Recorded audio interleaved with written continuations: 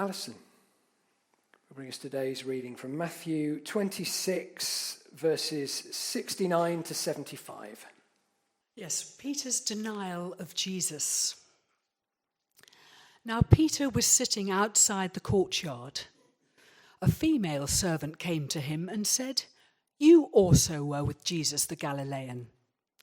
But he denied it before all of them, saying, "I do not know what you're talking about." When he went out to the porch, another female servant saw him, and she said to the bystanders, "This man was with Jesus the Nazarene."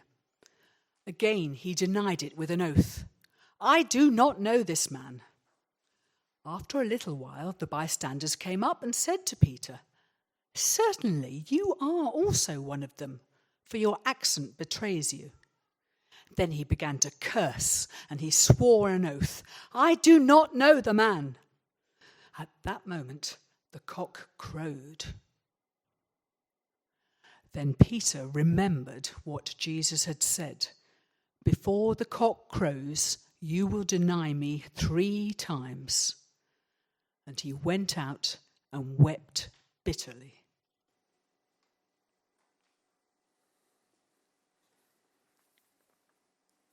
So I'd like to invite you to join me for a moment as we visit that courtyard. Maybe get comfortable, plant both feet on the ground, soften your gaze for a moment, or maybe if it's helpful, close your eyes.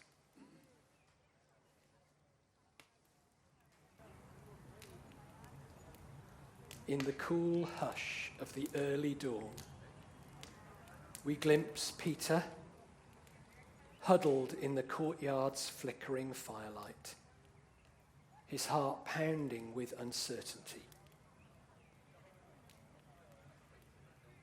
The cockerel's cry splits the silence, and with that sharp echo, Peter's denial of Jesus is laid bare. In those tense, breath-catching moments, how easily a friend became a stranger in the eyes of the world.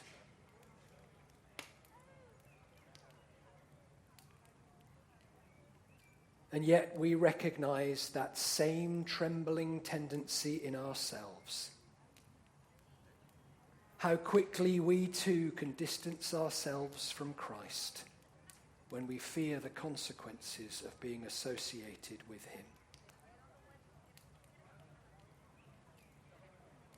Our denials need not be spoken aloud. They unfold in subtle gestures. When we shrink from showing compassion because it's inconvenient. When we remain silent as injustice thunders around us. When we pursue our own comfort and security instead of sharing someone else's burden.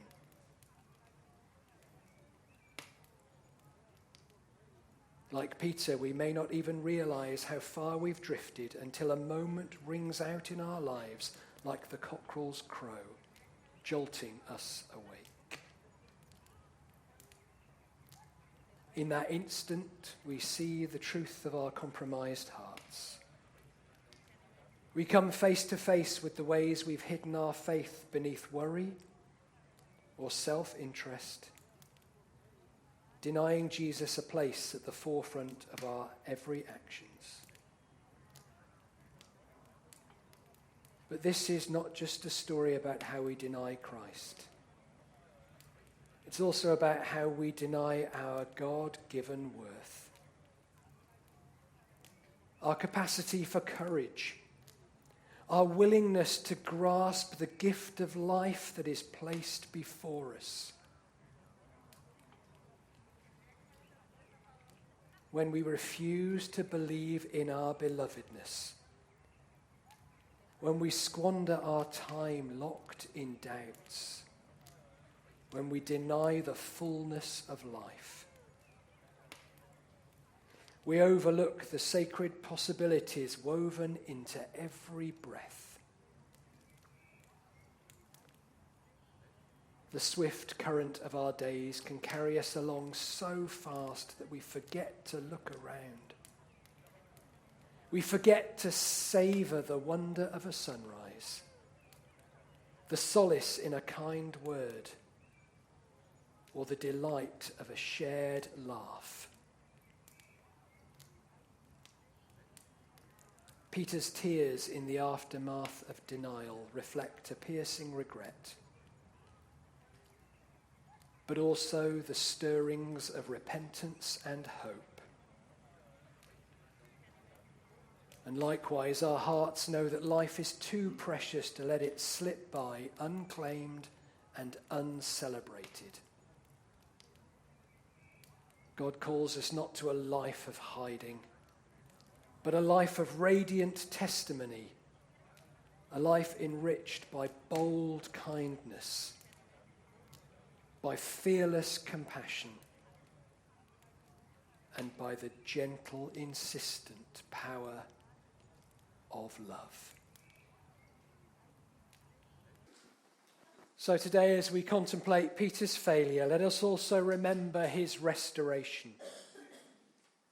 God didn't cast him aside. Christ forgave him and in love empowered him to feed his sheep. May this be our invitation too. Let the echoes of that cockerel's cry awaken our hearts, summoning us to cherish each moment we've been given and to live with Christ always on our lips, in our actions, and in the quiet courage of our souls. For we are not made to cower in the shadows, but to stand forgiven and free in the merciful light of God's presence. Thank you, Alice. John chapter 21, verses 15 to 19. Jesus reinstates Peter. When they had finished eating, Jesus said to Simon Peter, "Simon, son of John, do you love me more than these?" "Yes, Lord," he said, "you know that I love you." Jesus said, "Feed my lambs." Again, Jesus said, "Simon, son of John, do you love me?" He answered, "Yes, Lord, you know that I love you." Jesus said, "Take care of my sheep." The third time he said to him, "Simon, son of John, do you love me?" Peter was hurt because Jesus asked him the third time, "Do you love me?" And he said, "Lord, you know all things. You know that I love you." And Jesus said, "Feed my sheep. Very truly, I tell you, when you were younger, you dressed yourself and went where you wanted. But when you are old, you will stretch out your hands, and someone else will dress you and lead you where you do not want to go." Jesus said this to indicate the kind of death by which Peter would glorify God. Then he said to him, "Follow me." Good morning, everyone. Good morning. It's good to see you all today. I think it's safe to say that this was not Peter's finest moment. Not his finest hour, actually. Not even his finest 24 hours. All in all, it was a bit of a disaster. It all began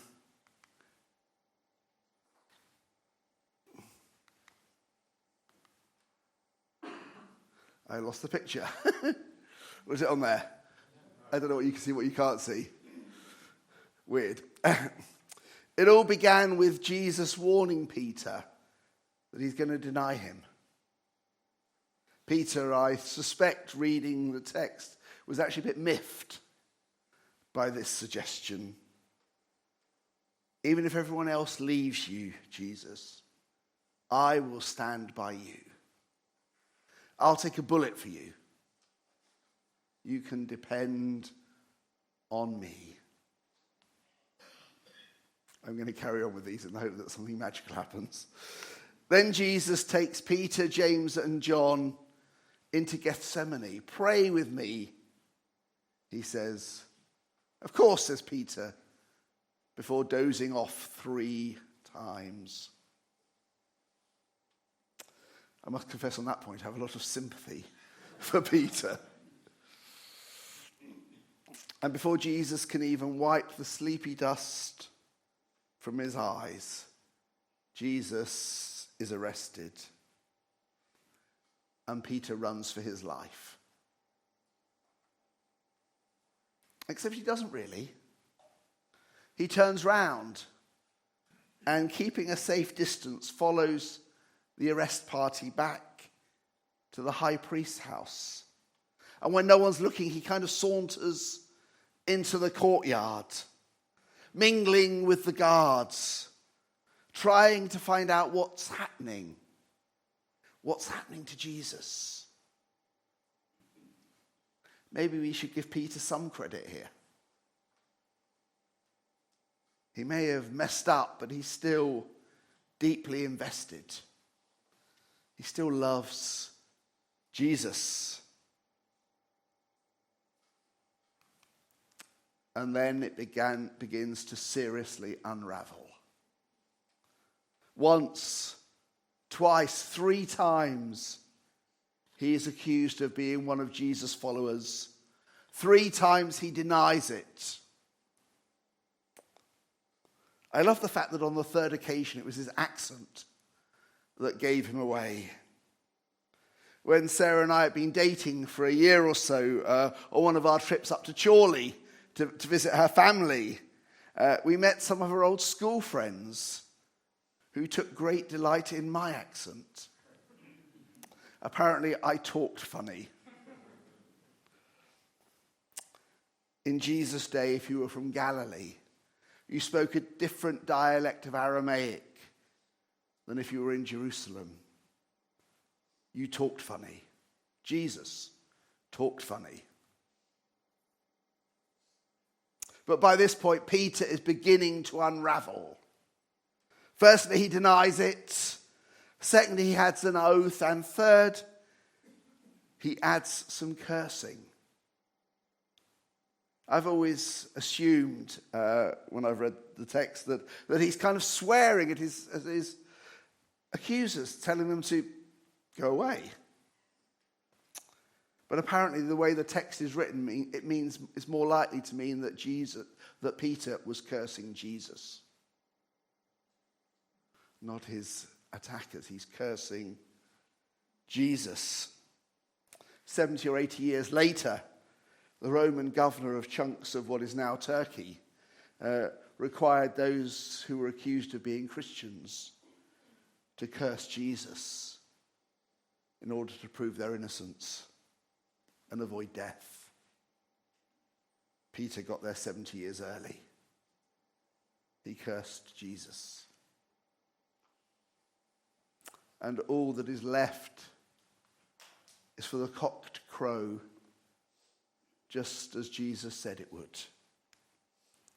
Peter's humiliation is complete. His day has reached rock bottom. So 4 quick observations. Firstly, don't believe your own hype.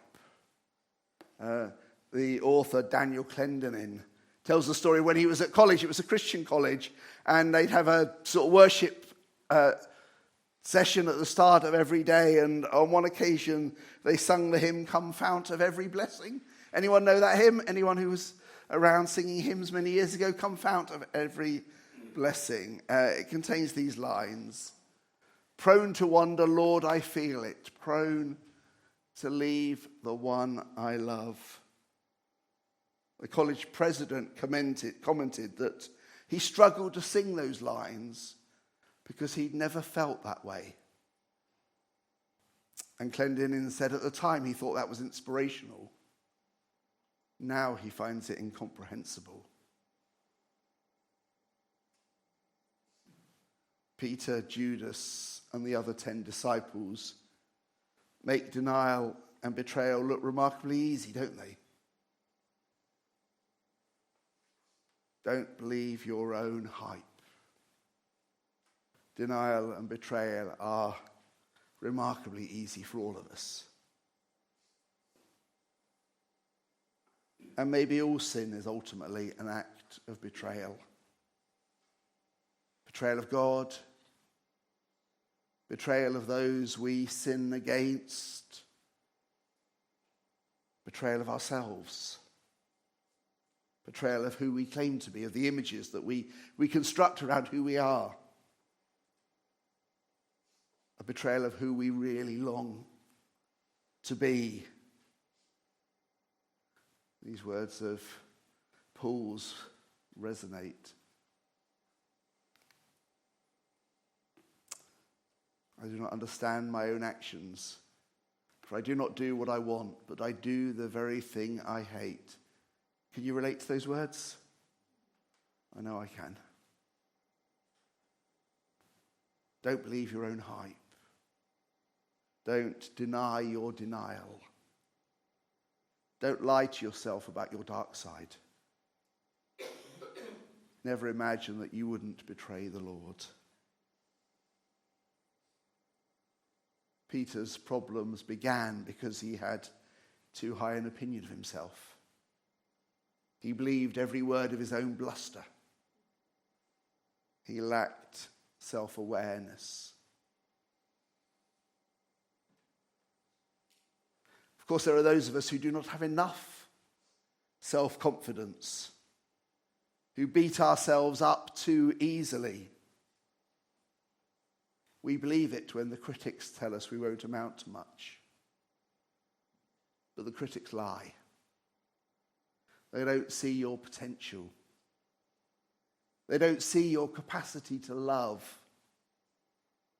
They don't appreciate your uniqueness as God's image bearer. You're precious, loved.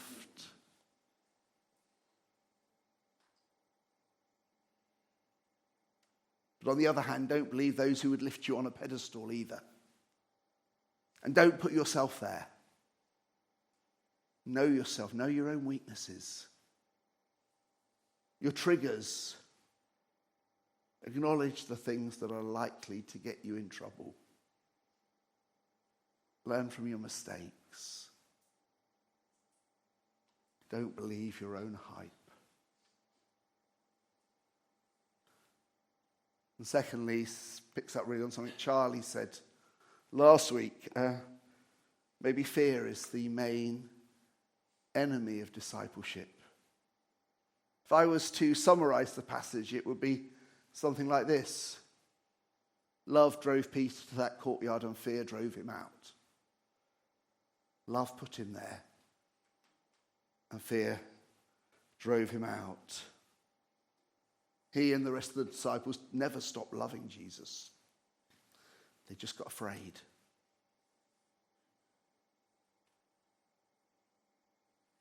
That ever rising panic that we see in Peter as more and more folk recognized him and he felt the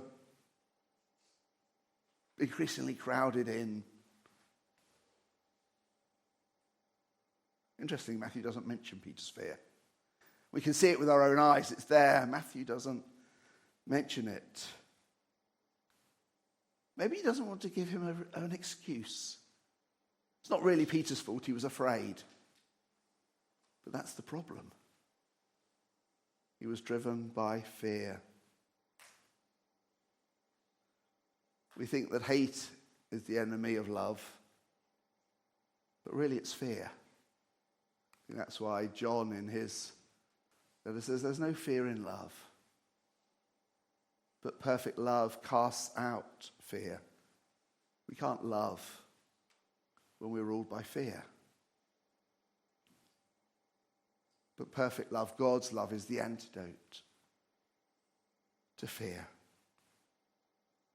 and perfect love, God's love, is stronger than our fear. I guess that many of us have books that we've read that have a deep effect on us, one way or another. And this is one of mine. I've left the copy on my desk at home. It was all there ready for me to bring. A book called Living Towards a Vision by a guy called Walter Brueggemann. Biblical Reflections on Shalom. It was written in 1982, and I read it a few years after that. If I brought it in with me, it's literally held together by elastic bands. It's been flicked through so often it's just fallen apart. And the plastic bands hold it together. In one section, he meditates on Jesus' words, "Let not your hearts be troubled, neither let them be afraid." And he writes this. These words grabbed my attention when I first read them all those years ago, and I find them helpful. Fear does strange things to us, he writes, doesn't it? It makes us withdraw from our brothers and sisters. Makes us say things and do things that do not honor us. It makes us hurt one another. And all because we fear the world is falling apart.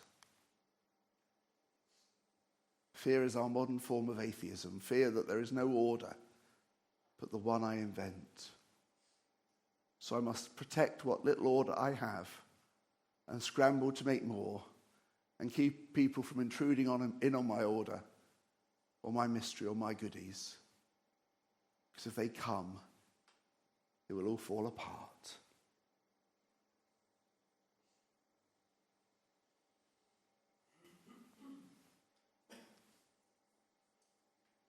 Sadly, we have a whole generation of politicians who seem to play exactly on that type of fear. And it's very effective. Very effective. Particularly when they say, we're the ones who will protect you.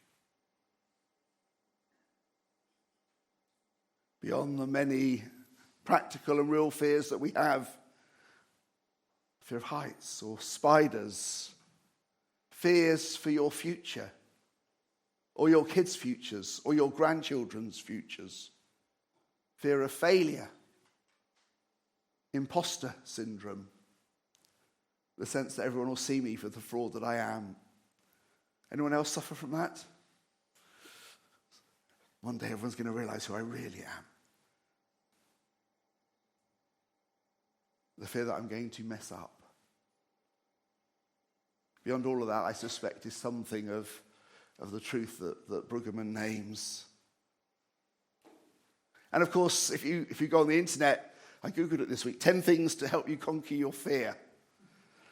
There's loads there. And lots of good stuff.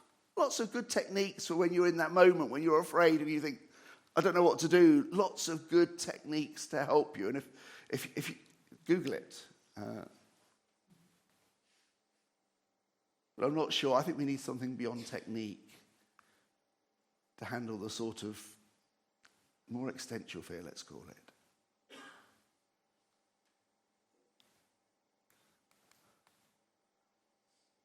So on to my third point, that there is a straight line between Gethsemane and the courtyard. In Gethsemane, Jesus prayed and Peter slept. When the trial came, Jesus mastered his fear. Don't doubt the reality of Jesus' fear at this time. He is about to die. He is about to die a truly horrendous death. His friends have left him. He's all on his own. He's going to be dehumanized. There was fear. All right. Somehow Jesus was able to put that aside. Unlike Peter. Sorry.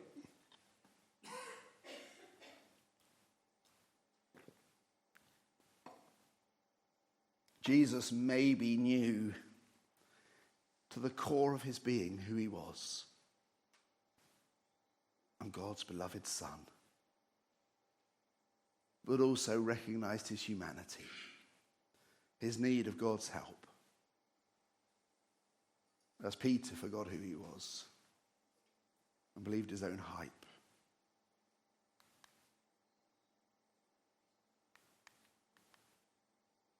Still getting pictures? No, okay.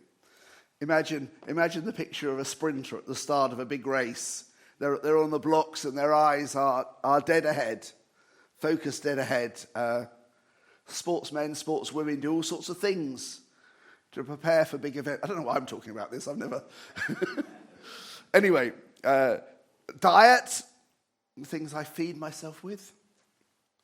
Physical, there's the hard hours in the gym, building up strength. There's practice, improving your technique, repeating basic skills over and over and over again until they become automatic. Think of the footballer taking penalties after the training session. One after another, after another, after another. Till it becomes almost automatic. Then there's the tactical preparation. What am I going to do if something happens? How am I going to approach this race? How am I going to react if other people do certain things? All that planning. Then there's the stuff with these sports psychologists. Preparing your mind so that you make good decisions. None of that, of course, guarantees success.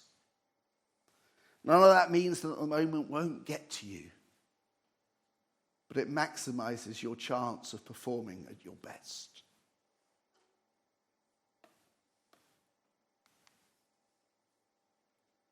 Gethsemane wasn't a one-off, it was the pattern of Jesus' life.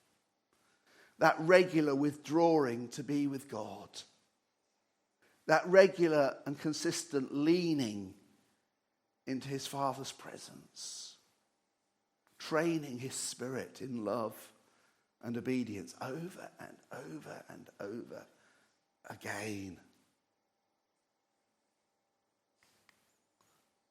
Peter was probably more like me. Somewhat haphazard in his training. In Gethsemane, Peter's physical sleepiness is a metaphor for his spiritual drowsiness, let's say. Maybe coming to church is a bit like coming to a spiritual gym.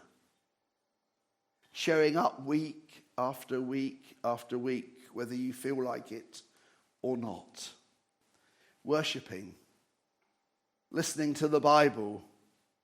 Sharing bread and wine over and over again. And hearing those words, "This is my body given for you. Do this in remembrance of me. This is my blood shed for you." There is no substitute for spending time with God. Corporately, individually, our prayer life, whatever spiritual disciplines we find helpful, are all about leaning into God's presence. So that simple truth that we are God's loved ones becomes inscribed in our minds, in our hearts, in our souls, so that it becomes the bedrock from which we live.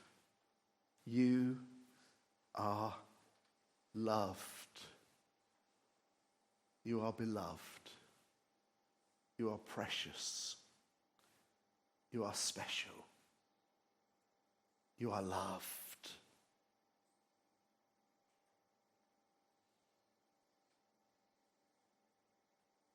We lean into God's presence because we need to hear that again and again and again, because we forget. And we lean into God's presence so that something of his character would rub off on us. Increasingly these days I find myself thinking, My dad used to do that. You know it's like when you find yourself saying something and you think, uh-oh. We engage with God so that God's character rubs off on us. Chips off of the old block, as my gran used to say.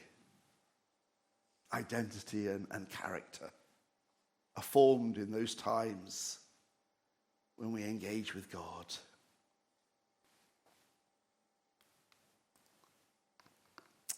Mother Teresa was once asked about her prayer life. It was an interview and it went something like this. What do you say to God? The interviewer asked. I don't talk, she said, I simply listen. Ah, said the interviewer.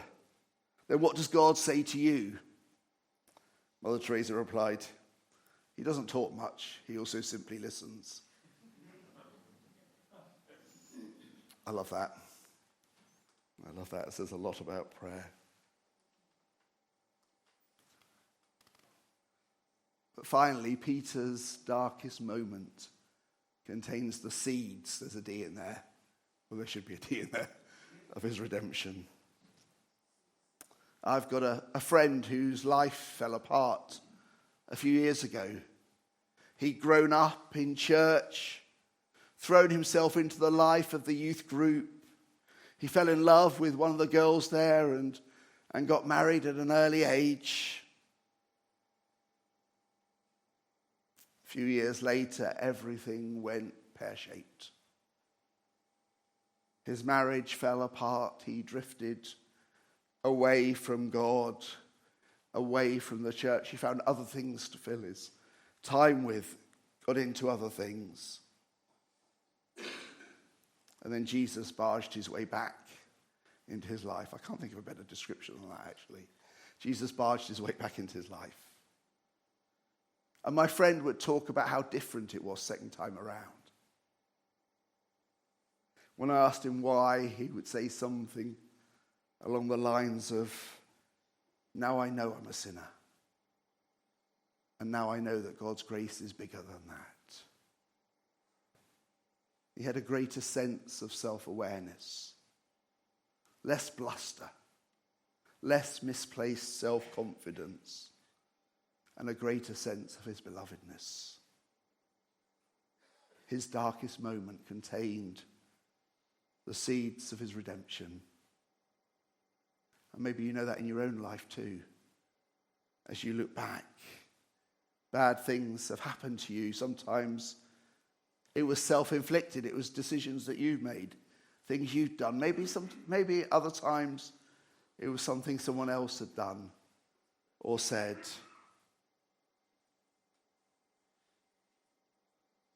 But they always contain the potential for something new, something better. You see, Peter's denial of Jesus wasn't the final word on his life.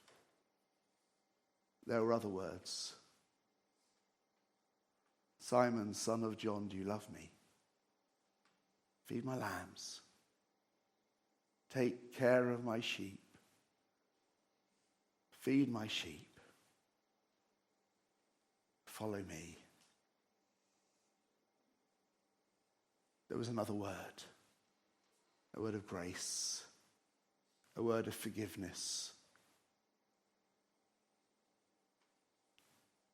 Someone once told me that the heart of Christian ministry often entails identifying pathways to forgiveness and redemption and keeping them open.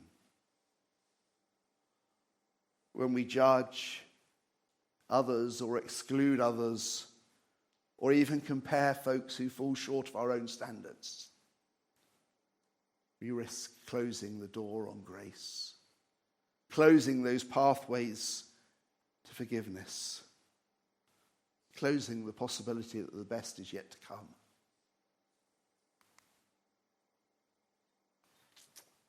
Forgive swiftly.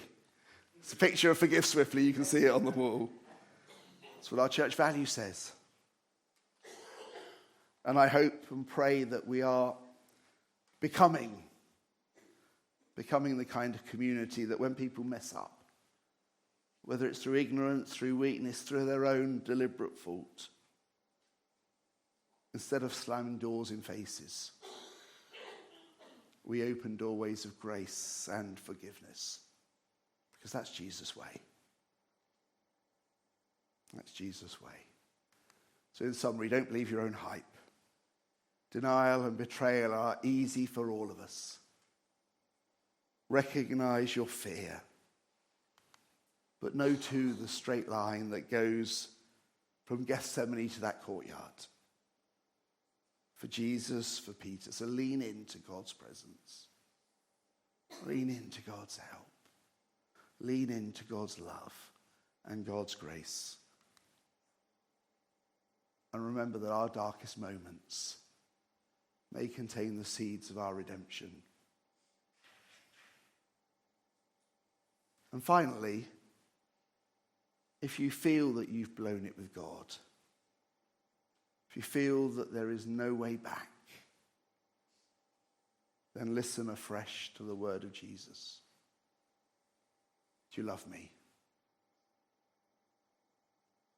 Because I haven't stopped loving you, he says. Do you love me? Well, then let's start again. Follow me. We've got this. You and I together. We've got this. Amen? Amen. Let's just be quiet for a moment.